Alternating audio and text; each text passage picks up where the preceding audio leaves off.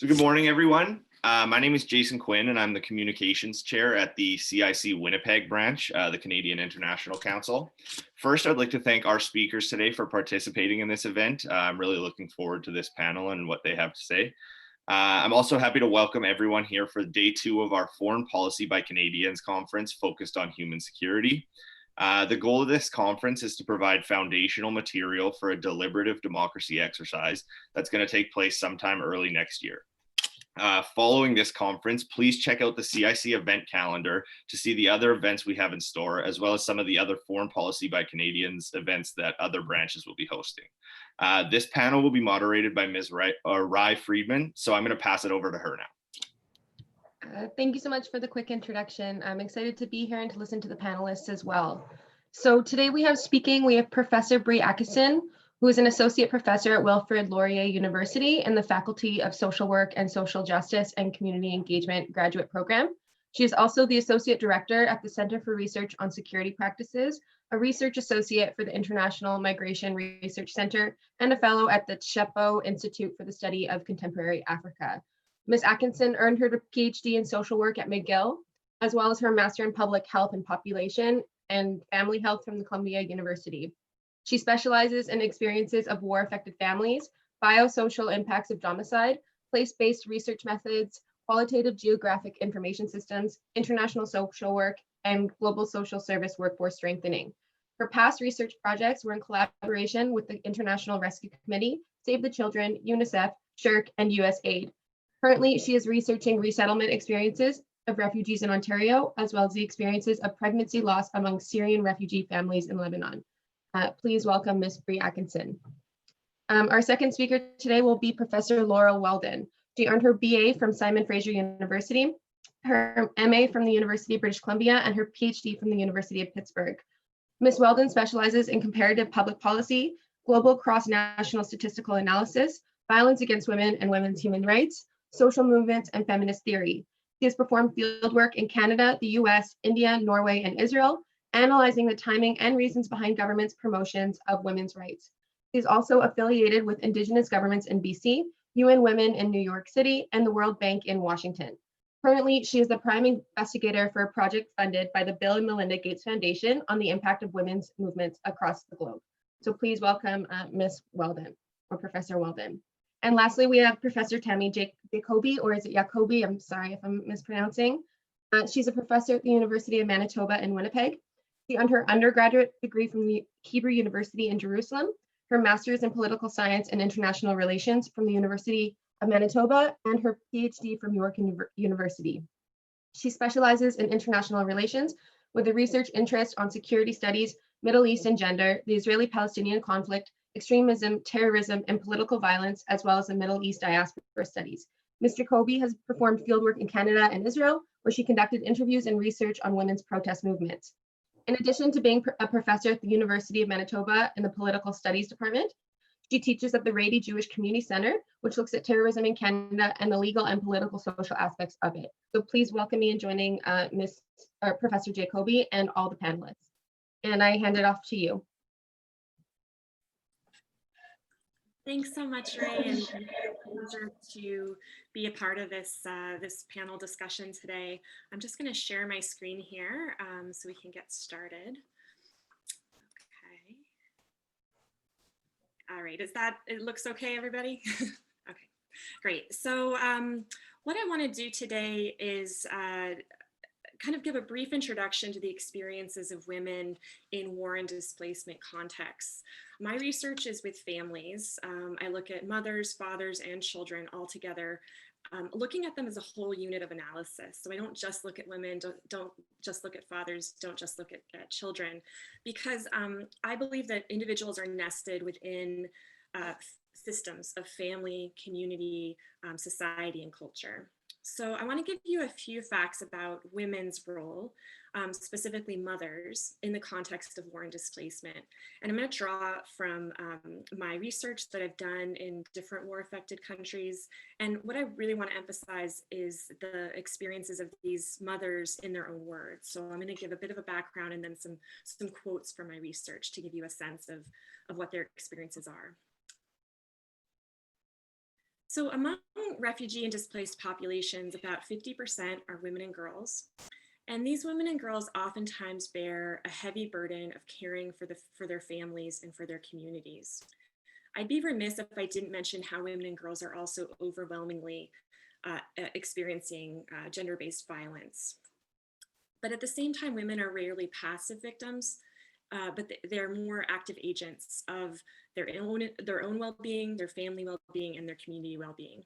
So women can be active combatants in El Salvador, Sri Lanka, South Africa is just a few examples.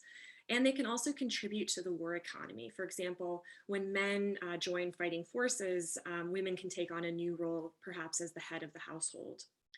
Women also contribute to peace processes, but often they're behind the scenes and sometimes they're even excluded.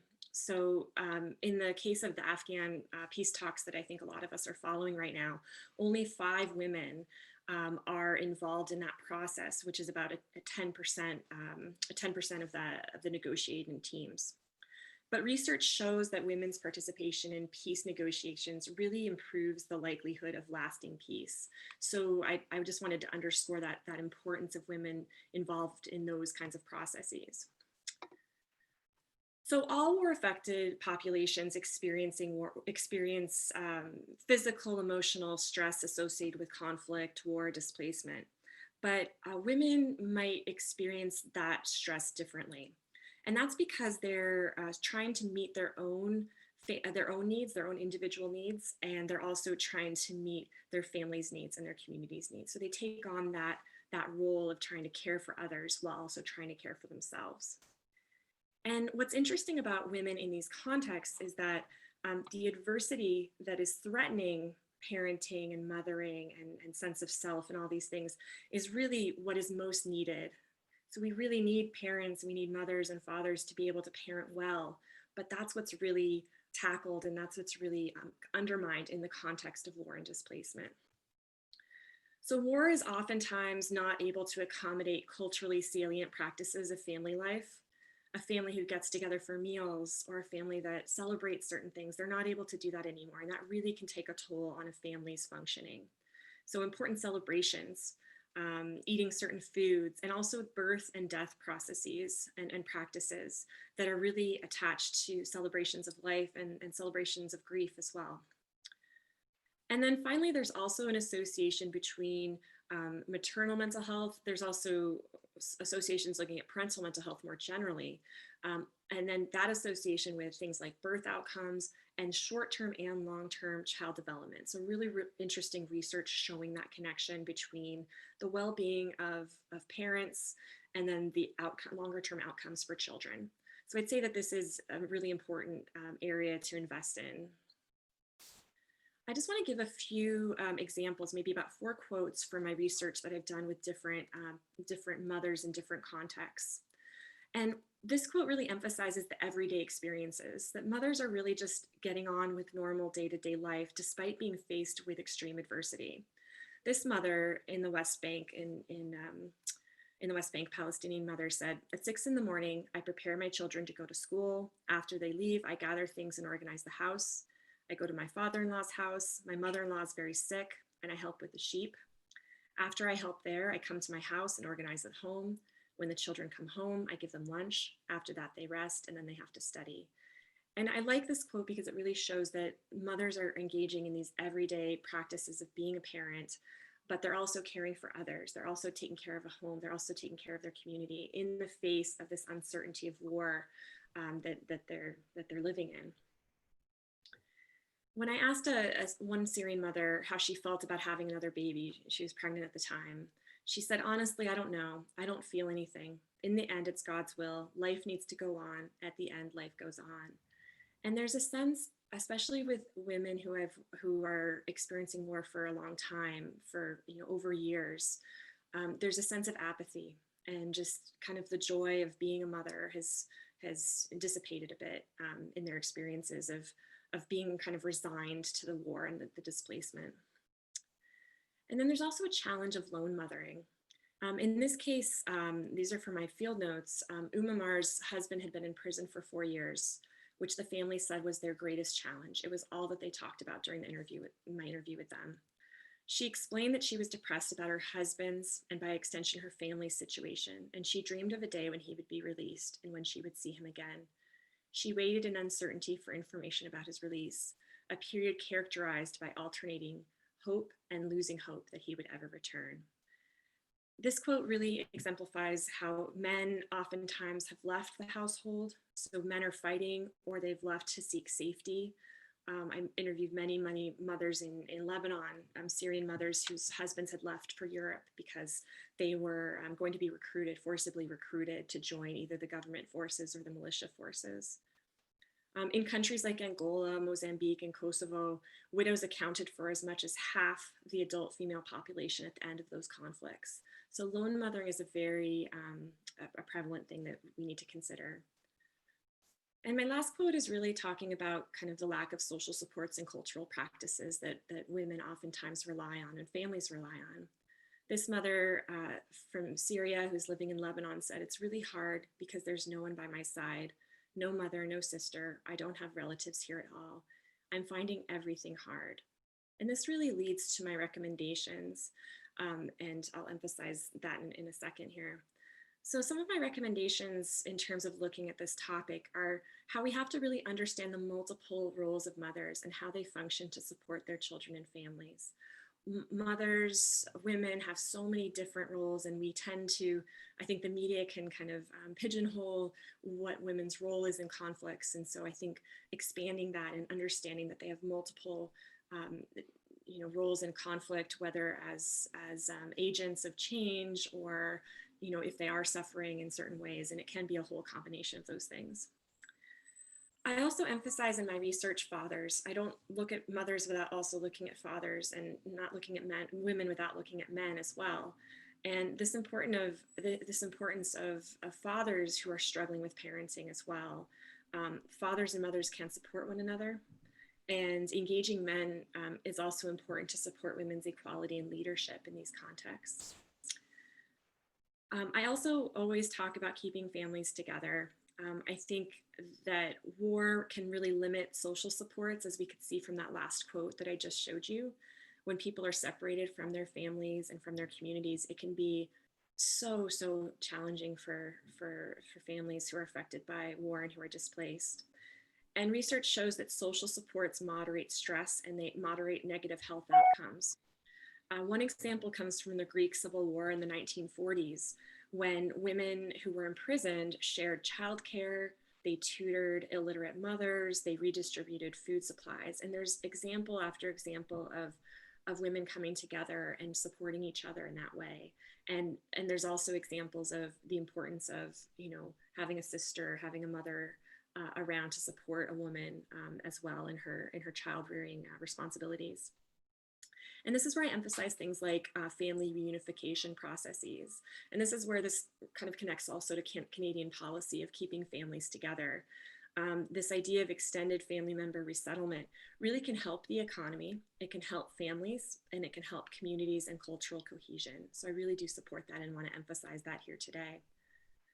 Another element is financial aid. So oftentimes humanitarian assistance can be compartmentalized, and we're just looking at health, or we're just looking at sanitation, or just looking at shelter. And I really emphasize this idea of parenting as kind of integrated into all areas of humanitarian aid, but also looking at financial aid as one of the most important things that we can do to support families. I have research that has come out about the hardship of economic precarity with parents, especially Syrian parents in Lebanon. And precarity is one of the greatest challenges for parents. And we're actually seeing that now around the world with the COVID pandemic too, how parents are struggling. And a lot of parents are struggling because they cannot afford things, and the financial situation is so dire. So we're seeing kind of ripple effects of that.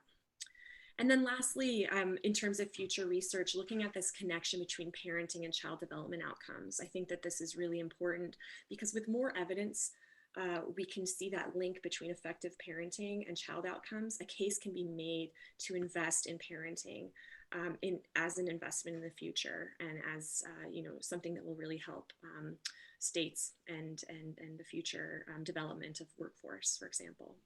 So I'll leave it there, and thank you all for listening. I look really forward to the conversation we're going to have. So.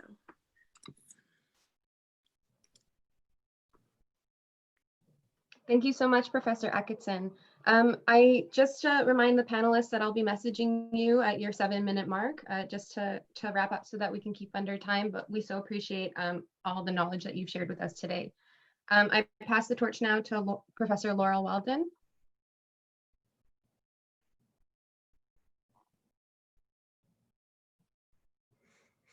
Oh, you're on mute still.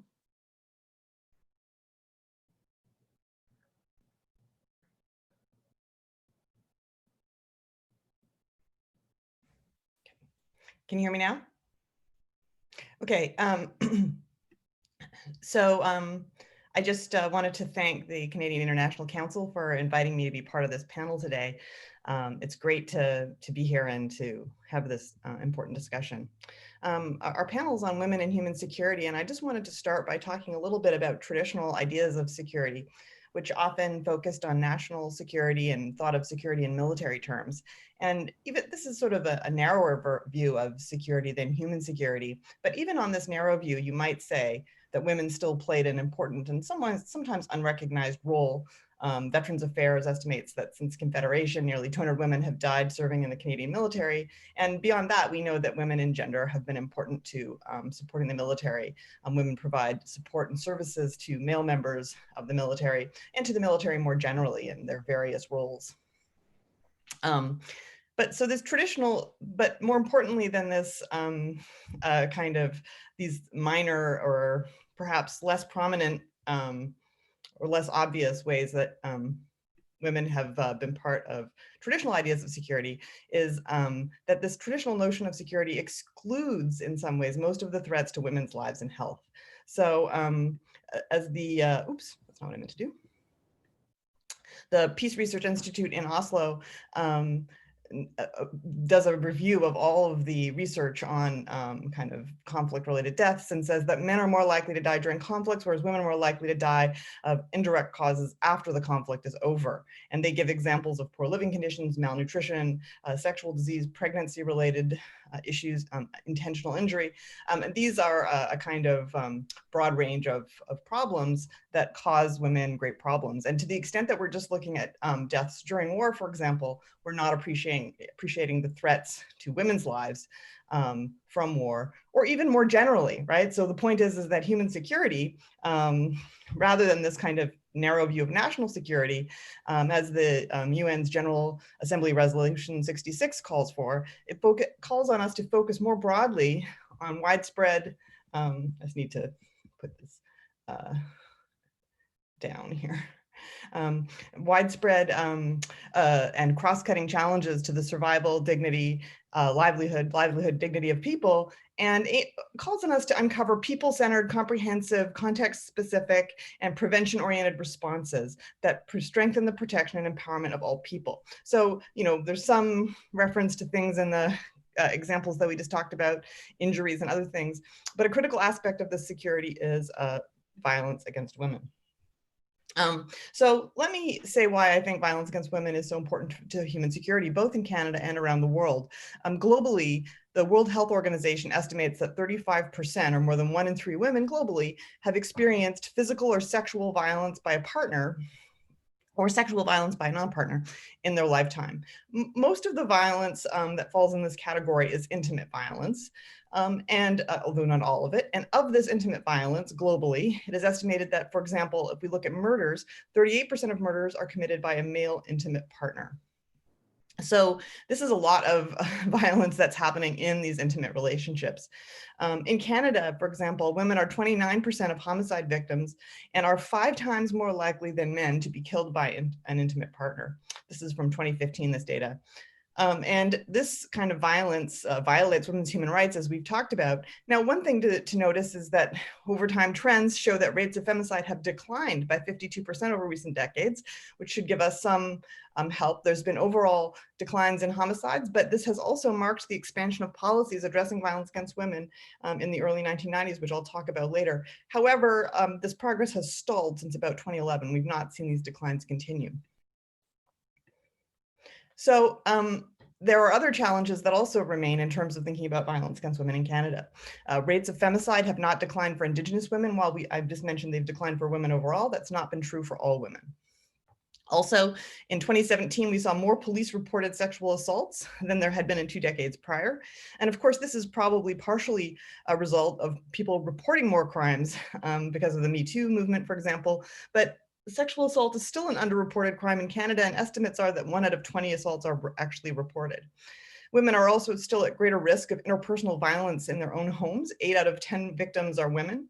And about 100,000 instances were reported to the police in 2018. And that is about a third of all crime that year. And we still think it's underreported.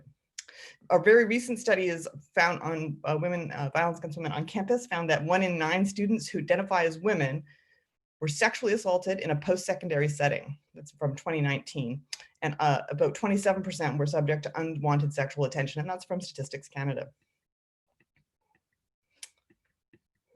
So, we still have these remaining challenges, and that is in spite of the fact that Canada has been a leader in addressing violence against women internationally. And what I mean by that is both that Canada has stood out as a kind of innovator in policies to address violence against women, and it's also pushed on the international stage for better action on violence against women. Let me explain a little bit about what I mean by that. So Canada was one of the first countries in the world to adopt comprehensive policies to address violence against women. And this was mainly in response to pressure from a strong autonomous feminist movement here in Canada, in combination with well-resourced government agencies that focused on the status of women. Together, these factors pushed the government to address these policies. You might remember, for people who are my age or maybe a little older, the Canadian panel on violence against women that was traveled across the country, hearing women's stories, bringing awareness about violence against women. Over this kind of period of the 80s and 90s, we also saw legal reforms for sexual assault and domestic violence. Really, this is one of the first governments to recognize in formal policy the connections between different forms of violence and to name the war on women as a problem. And that was literally the name of the policy document. It was one of the first governments to establish gender violence as the ground for claiming refugee status. And internationally, if you study what was going on with women's rights over this period in the 80s and 90s, what you see is that Canada was repeatedly raising issues of violence against women as a member at the Commission on the Status of Women, and pushed very hard for improvements to global governance on violence against women. So for example, CEDAW, the Convention on the Elimination of Discrimination Against Women, did not include violence against women in its original form. And over the years, some of these resolutions came to include violence against women in that important covenant. And this was largely through, and Canada played an important role in getting those measures included, for example. Okay, so we have these ongoing challenges, and that is in spite of the fact that Canada has at times been a leader in this area, but clearly there's more work to do, since we still have many problems. We still see some forms of violence that are impervious to the actions we've taken, and we need to continue to expand and work on the policy areas we have. However, the current global situation doesn't give us much, maybe raises additional concerns rather than having us feel satisfied. As you probably know, the Trump administration has been seeking to eliminate the word gender from UN documents, and is generally part of a global campaign to oppose gender theory, and domestically has undermined response to violence against women on campus and elsewhere. And you may even know they've recently joined this global effort to satisfy Poland to oppose women's reproductive rights. So they're really part of a global push to roll back women's rights. There's a backlash. They've been part of this backlash against schools curriculum. This has been global, though. It's not just the Trump administration. So it's been in Peru, Colombia, Mexico, France, and Poland. Even Doug Ford in Ontario started complaining about some of the gender content of the schools curriculum. And really, the rise of populism and the accompanying democratic backsliding has been a phenomenon that scapegoats feminists and gender theory because it weakens society and threatens national security. and undermines traditional families and criticizes aggressive masculinity. And this is true not just for Trump, but also Bolsonaro and Duterte, where we see kind of a swaggering misogyny, which has been a core feature of the anti-democratic populist movements. It's not just Trump who's been bragging about, sexual aggression. So what now? Well, the good news is that feminist and human rights defenders have risen to meet this challenge in unprecedented levels.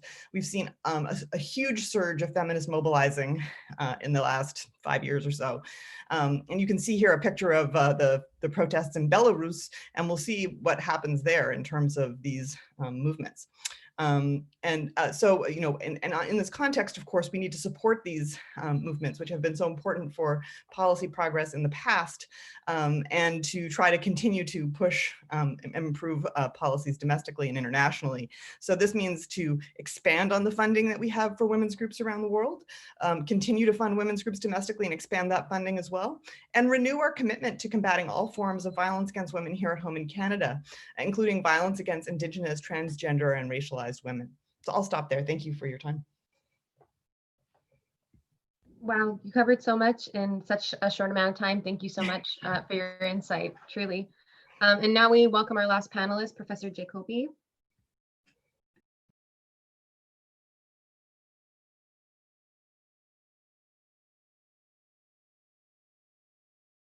Sorry, I forgot to unmute myself. Can you tell me if you can see me while I'm looking at my own, now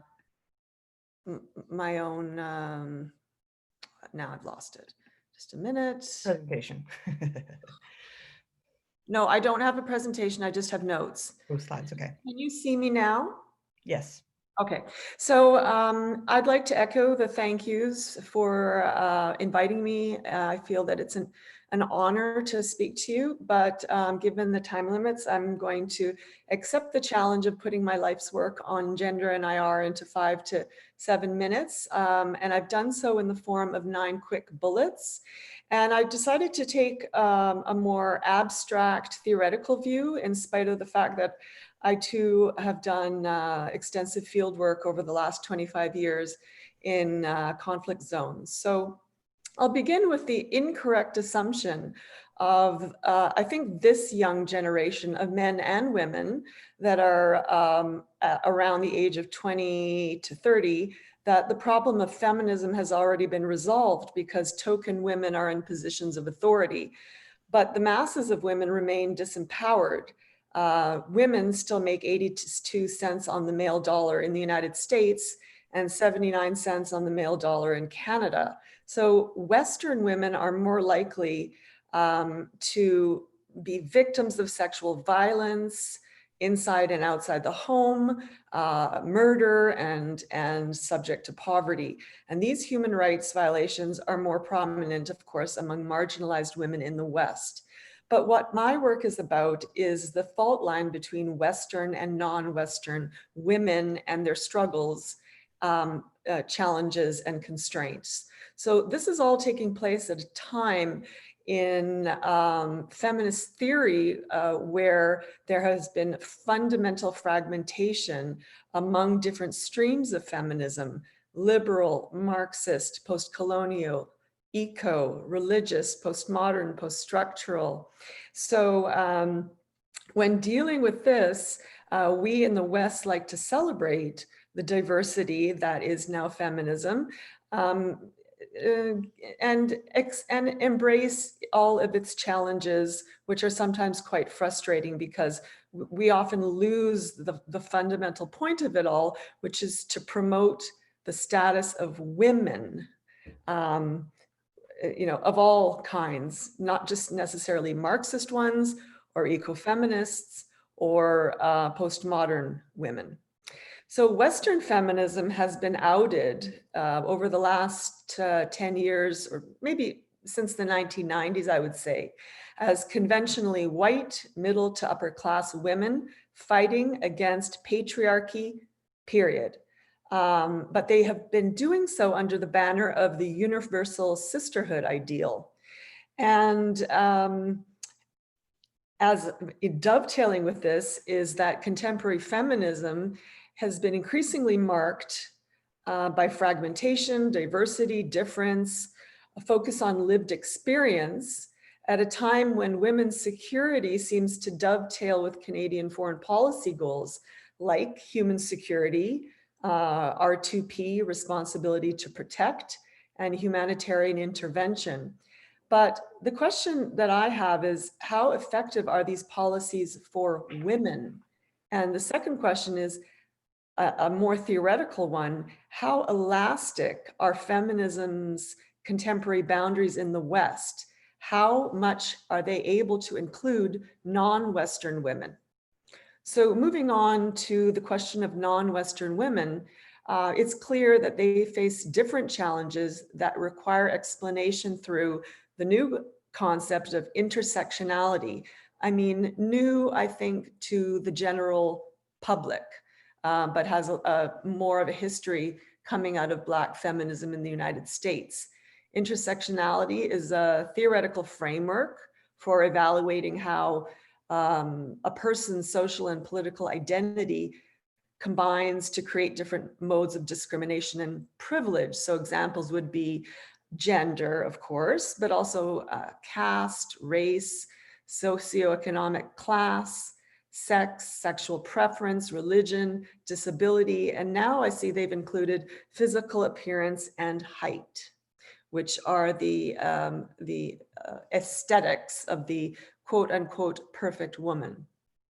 So non-Western women don't necessarily struggle and work within this framework, although they are very much influenced by the gist of it.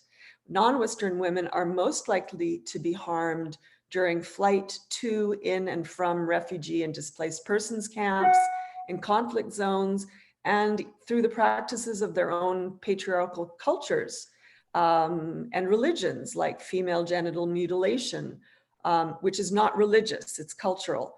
Honor killings, again, cultural. Sati, when women sacrifice their lives as widows by sitting on the funeral piles of their deceased husbands and then go up in flames. And this is just a number of the challenges that non-Western women face.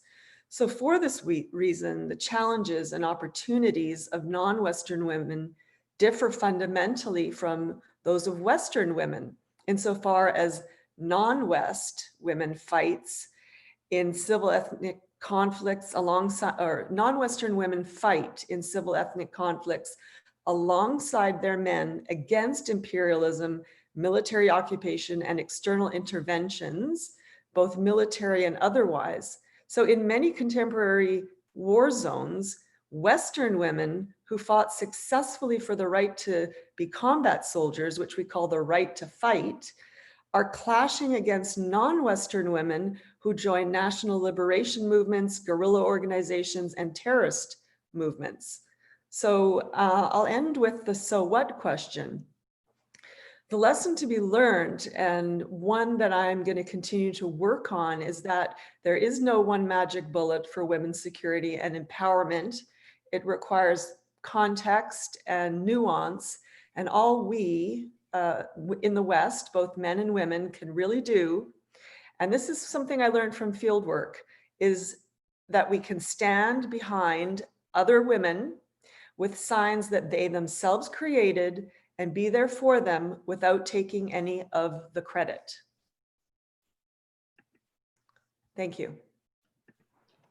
Thank you so much, Professor Jacoby. I really appreciated your theoretical approach. Somehow it made it more personable and visual for me. So I appreciate you condensing. I actually will start off with just some general questions for any of the three of you to answer to get the conversation going. The first one would be, sorry, I lost my place.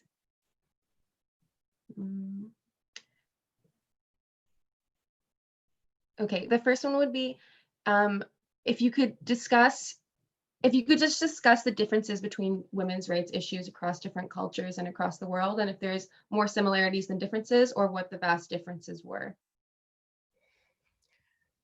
Well, maybe I'll start since I have one of the my most recent book in 2018, which looks at the analysis of women's rights around in 70 countries over several decades, might be just a place to start teasing this apart.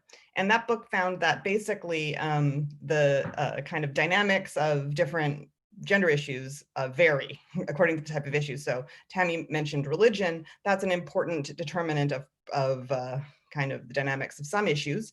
But it's not just religion, it's also questions of class, kind of national identity and so on, pertain to different issues. So for example, abortion politics around the world tend to be determined by the structure of the kind of political salience and institutional structure of religion in that country. Violence against women is, policies on violence against women are generally less determined by those kinds of institutional features and are more driven by movements of feminists in civil society. Plus, kind of adherence to international norms is also an important driver there. If we're talking about things like maternity and parental leave, some of the family issues raised by our first speaker, those issues are importantly related to the role and influence of left parties.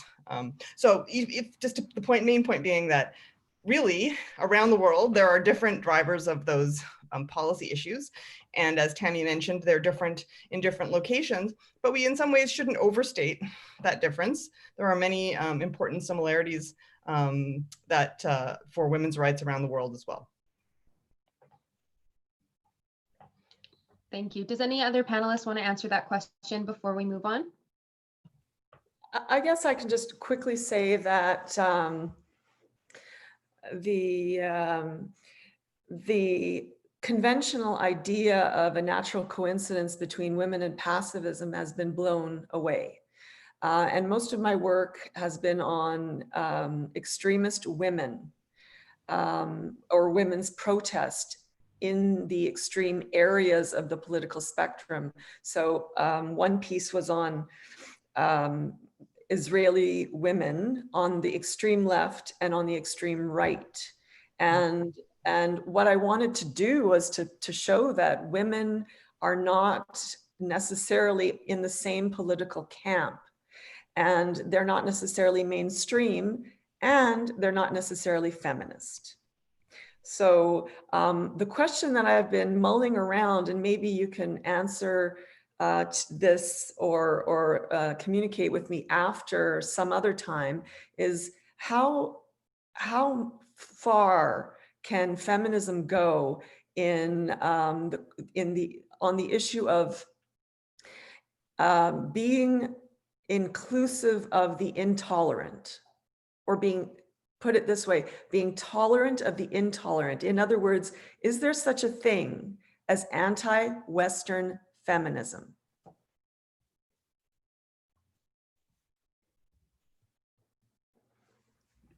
Yeah, very interesting point. And I did write this down, and I'll send this out as notes afterwards if anyone does want to follow up with Professor Jacoby. Professor Akesson, I leave it to you. Do you want to comment on this, or would you like to move on? I mean, just a simple observation about just how the ideas of rights, women's rights, and other rights generally are just so context specific and so individual specific.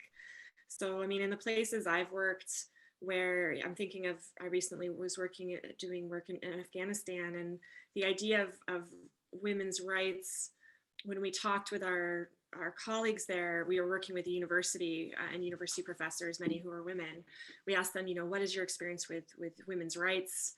And they just kind of laugh, because it's a bit more of it's just such a Western imposed concept on them, and they didn't find it to be effective, and so forth. And I've encountered that in multiple contexts, and I think we know that we need to draw these definitions of rights from the populations we're working with, and it has to be very context specific.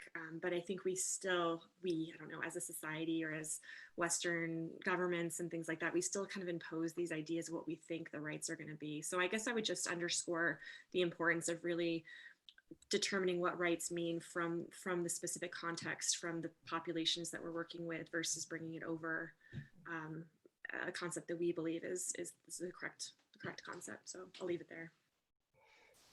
Yeah, very valid and important points. The next question I have is from Robert Nash. He says, how well is Canada doing in regard to UNSCR 1325? What more must it do to champion the role of women in international relations in general and conflict resolution in particular? Rye, when you get a moment, I'd like to answer the question in the chat.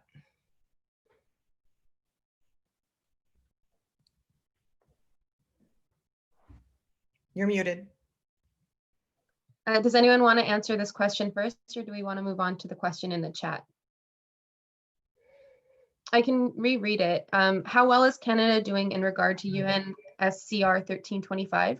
What more must it do to champion the role of women in international relations in general and conflict resolution in particular?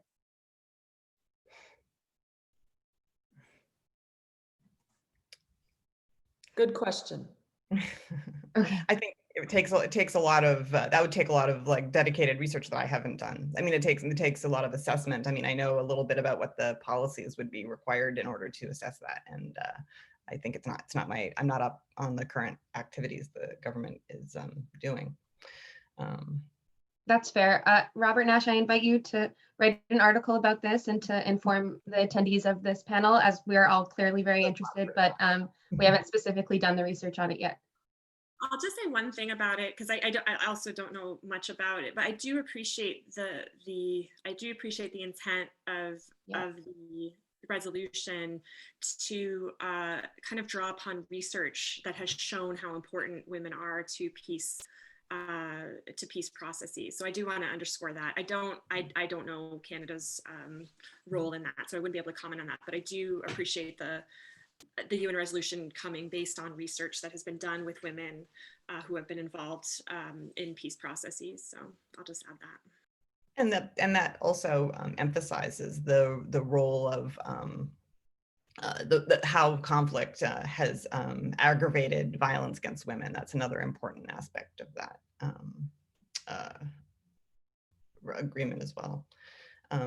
I do want to just, I think this is really an important point that's made in the chat here about how can the issues of women's security be addressed by Western movements when the 2016 US election shows that many Western women are in fact anti-feminist themselves.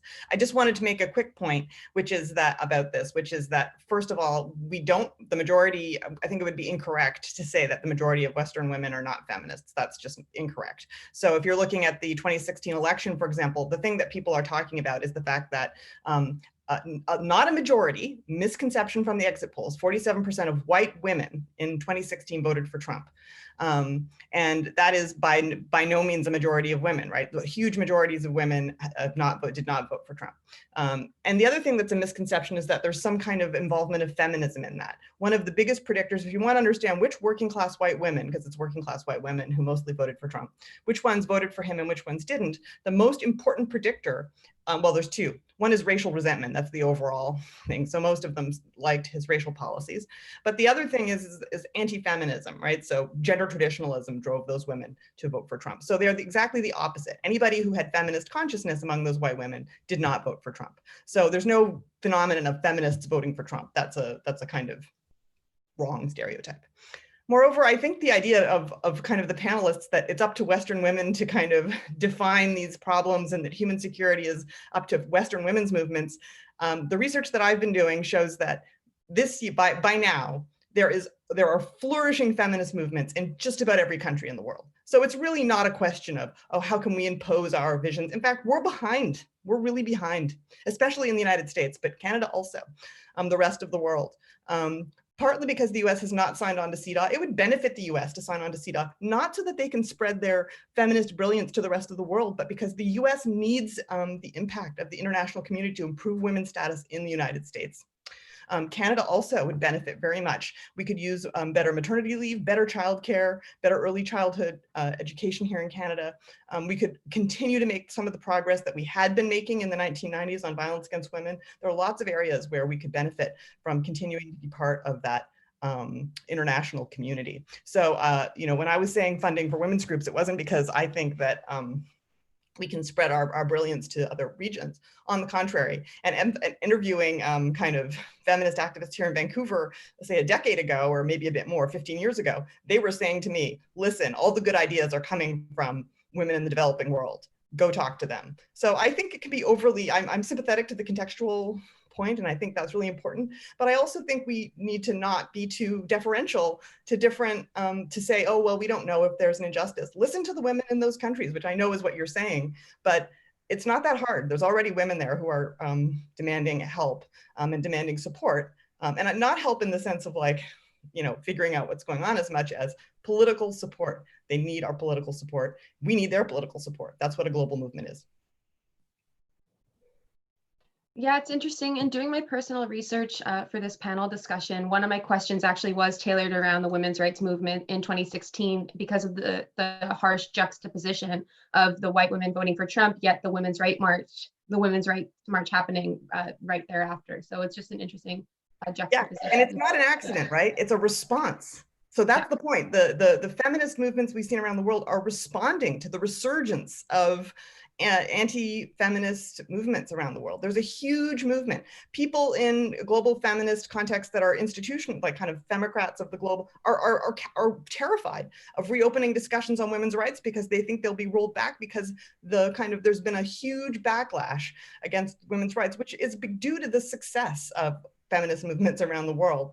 And that backlash itself has prompted this kind of movement that are rising to meet this newly mobilized anti-feminist group.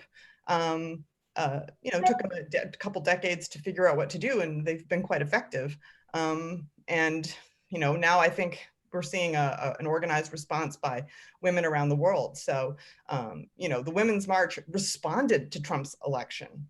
That was a response, and it's been, and Trump has spawned not just for women. 1 in 5 Americans are participating in protest movements, mostly on the left, predominantly on the left in the United States since Trump's election. Right. Thank you so much for that.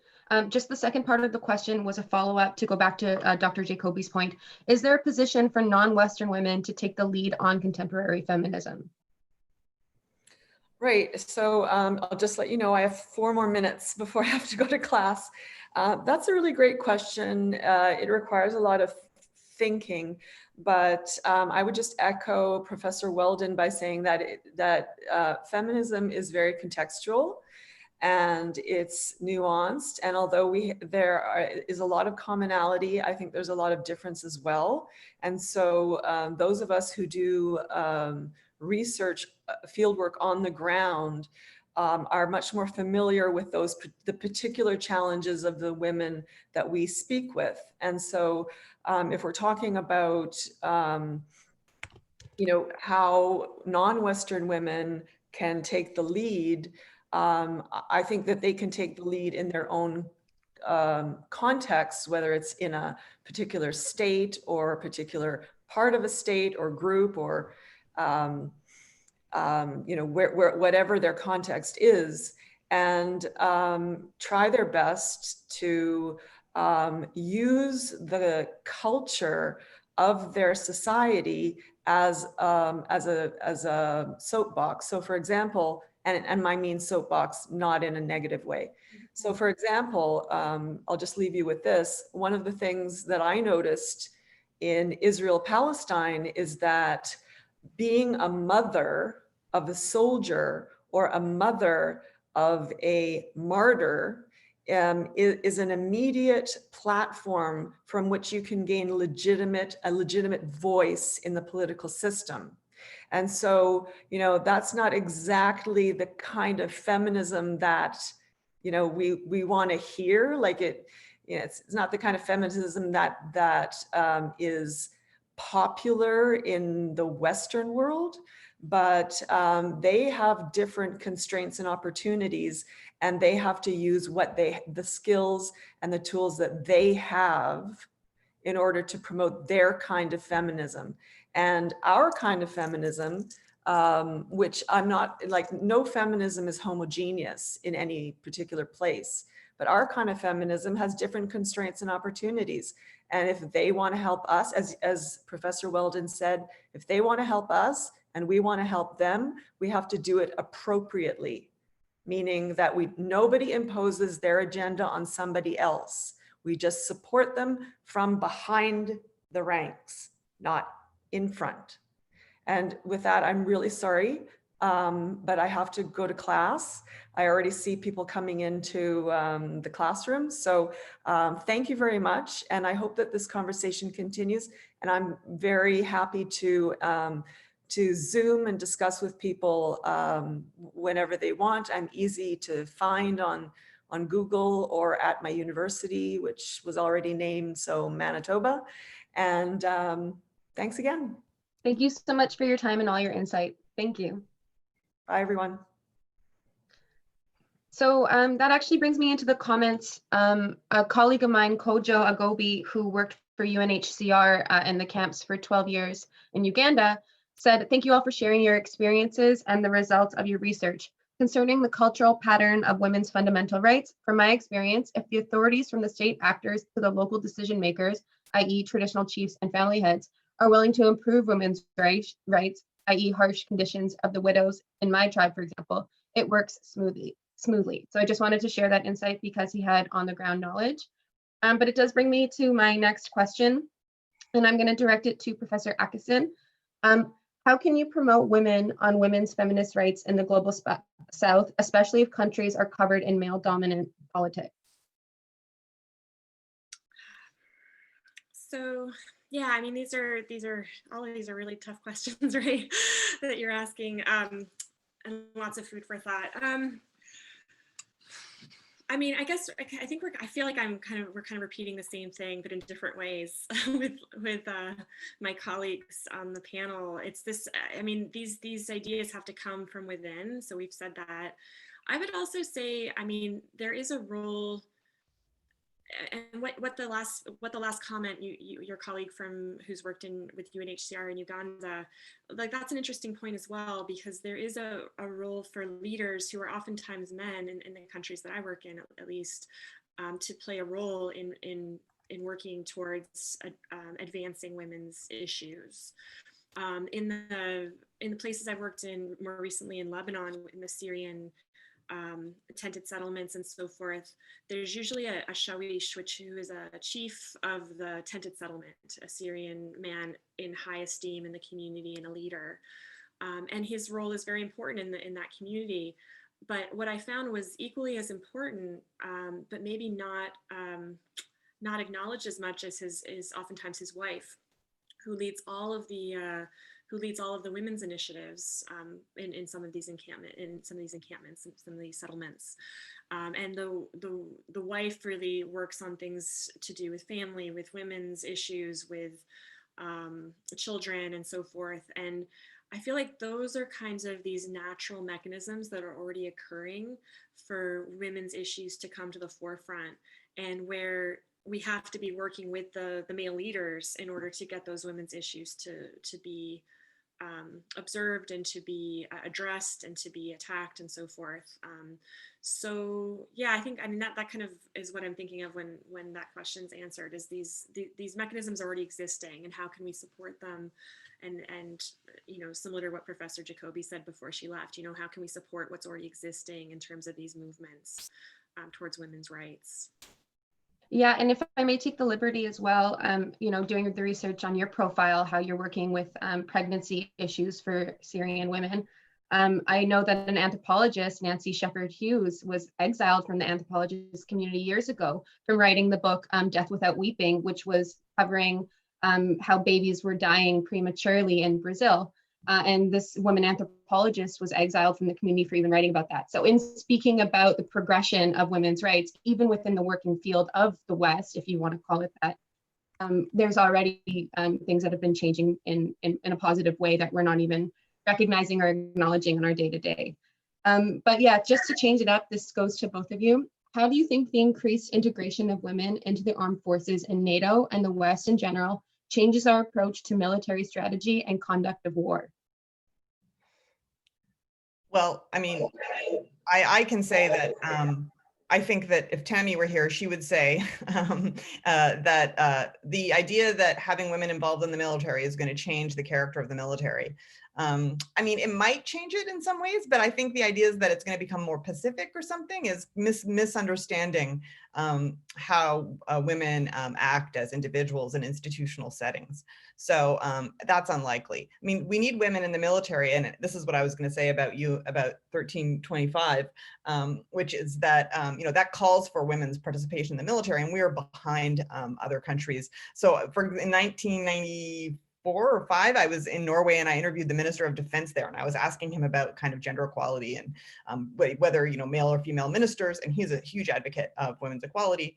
And he said to me as I'm interviewing him, "Well, what are you doing? Are you going to run for office? Are you going to enlist in the military?" And I was quite taken aback at the time because I was saying, well, of course, I'm not going to run for office or enlist in the military. But it hadn't even occurred to me. And it really struck me that, we really were kind of not turning these lenses on our own countries as much. And it's an example of how international engagement can make you think about things you wouldn't think about otherwise. So I think, we are behind in Canada in terms of integrating women into the military. The reason for integrating women into the military is it's a realm of opportunity and a kind of choice that women should have equally with men. It shouldn't be the kind of area that women are excluded from an equal opportunity standpoint. And that is not an argument that integrating women in those areas is going to produce more pacific military, which I think is not the case. There are some studies that suggest that there might be different leadership or communication styles, but some of those have been kind of debunked when more rigorous methods have looked at them. But I do think that in general, and this isn't necessarily linked to gender, there has been a kind of recognition that some of the things that kept women out of the military are barriers to a better functioning military as well. So I do think that the integration of women in the military might be part of a more high quality institution more generally, in a more kind of well-organized, good communicative structure. Thank you very much. Very insightful. I'm going to switch gears again and just ask you both about how do you think the feminist movement has changed, either positively or negatively, since the advent of social media or since digitization has taken place? Well, I don't want to keep stepping on Bree, but I do have some research. So I'll let Bree answer first, and then I'll. Laurel, go ahead. I have a comment, but I think it's minor. Go ahead.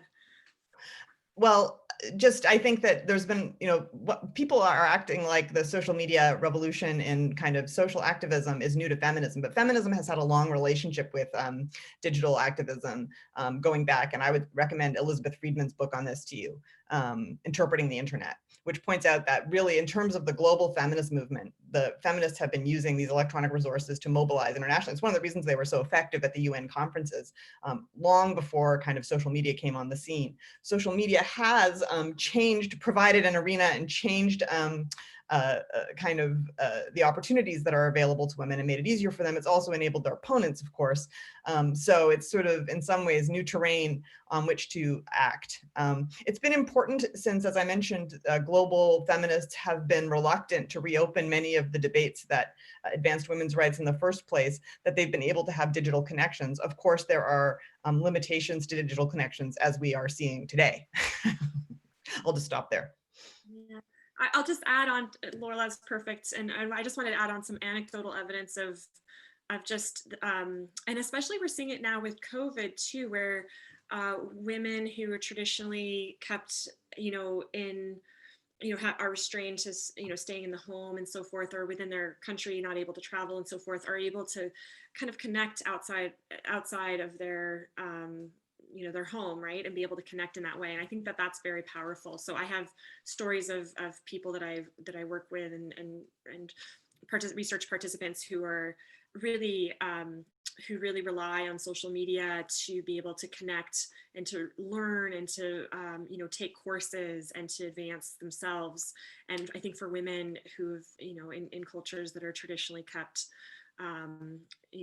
inside the home, I think this is really important. Even just for I'm thinking again of my Afghan colleagues, professors at Afghan universities who are able to take advanced courses that they wouldn't have been able to take 5-10 years ago. And I think that's really given them a lot of hope.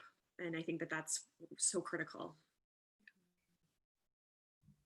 The reality as well, though, is that being able to use these devices gives different types of voices. I was able to watch this refugee family, I think they were from Lebanon, going to Turkey, and they were directors in their old life, but as they became refugees, you know, they no longer had access to the same equipment, and they ended up documenting their entire route from Lebanon to Turkey on their cell phones.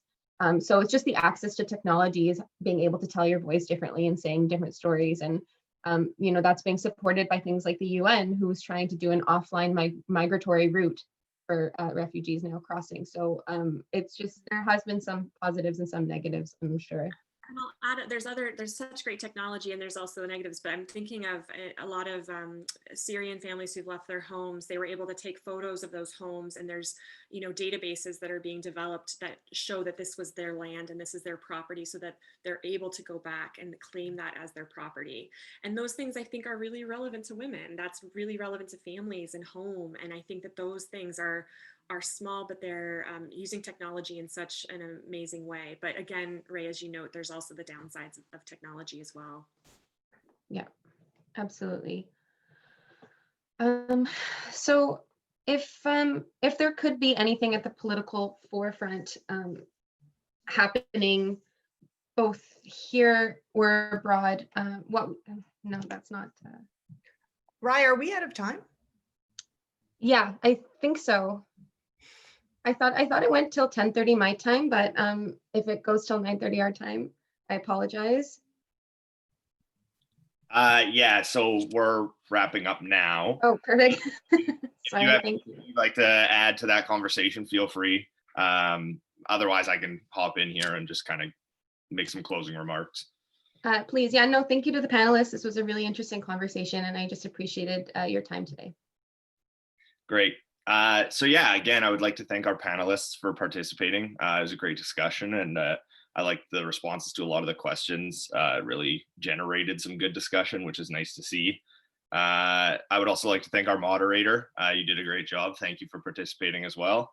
And then also an extended thank you to everyone in attendance today. It's nice to have you come out and take some time out of your day to listen and learn. I know these times are a bit difficult to sign up for another Zoom conference. So thank you for participating. We at the CIC take great pride in hosting events like this conference and others. However, doing so can be generally expensive sometimes.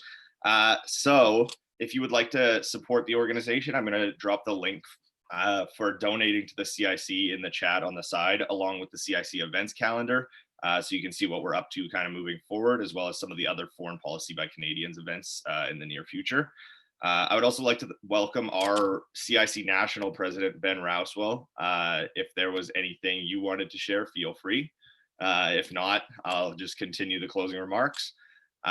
Just to finish that off, please be sure to tune in for our keynote speaker today in about half an hour. And thank you again, and we'll hope to see you soon. I'll never pass up an opportunity to speak, but I'll keep it super short just to explain the next steps. Foreign Policy by Canadians, of course, is a series of events over the course of several months where we take some of the ideas, like the ones that you just heard, we bring them to a representative sample of Canadians, so a microcosm of our entire nation. We ask them to pronounce, to give us our sense of what they think Canada should be doing, what the national interest is, and then we publicize that in the media. We give that to the leaders in government, civil society, business, and elsewhere to say this is what the people of this country want to do. We're going to make the bridge between the substantive discussion that we just had now, the discussion that we'll have with the Honorable Alan Rock shortly, and the later parts of the exercise at, I believe it's 1:30 Winnipeg time, 2:30 Eastern. I'm in Toronto right now, so make the calculations wherever you happen to be, where we'll essentially take some of the policy proposals that you've just heard and start compiling a list of the ones that we want to bring to the people of Canada later on in the exercise. So I hope some of you will join us again in approximately 2 hours. But for now, thank you so much for all of you that participate in this discussion, and we'll look forward to our keynote. Thank you. Great, thank you. Thank you. That wraps up the session. Thank you again to our panelists, and we hope to see you guys in half an hour. Take care. Thank you. Bye. Thanks.